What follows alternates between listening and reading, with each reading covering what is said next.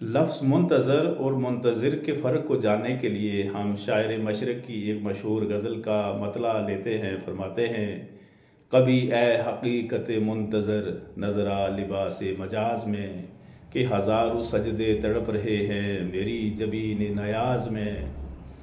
तो इस शेर के पहले मिसरे में दो अल्फाज जो हैं वो मुखालिफ मानी हैं, हकीकत और मजाज। और जो ज़ेर बहस लफ्ज़ है वो है मुंतज़र। मुंतज़र के मानी होते हैं जिसका इंतज़ार किया जाए, और मुंतज़िर होता है इंतज़ार करने वाला। यहाँ पे शायर अपने खालिक के हकीकी के लिए, अपने मालिक के हकीकी के लिए ये उसका मुंतज़िर है और वो इसके लिए मुंतज़र है।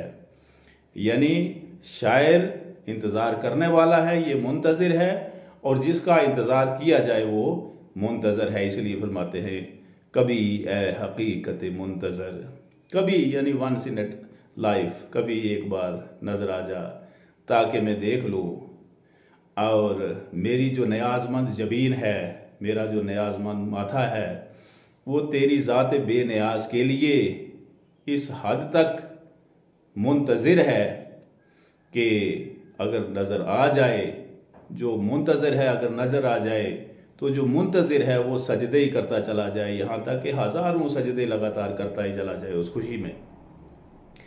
शायर मशरक़ ने अपनी शायरी में हकीकत के अलावा लफ्ज़ मानी का भी इस्तेमाल किया हुआ है कई अशार में। जैसे एक शेर में फरमाते हैं, मेरी मशातगी की क्या ज़रूरत हुस्न मानी को कि फ़ितरत खुद ब खुद करती है लाले की है ना बंदी।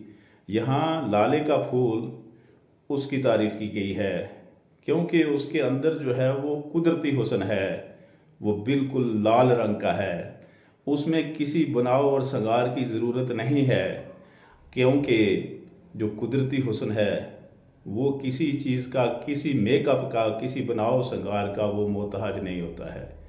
लिहाजा यहाँ पे शायर ने इस चीज़ को वाज़ह कर दिया और लफ्ज़ मानी का इस्तेमाल किया हुआ है।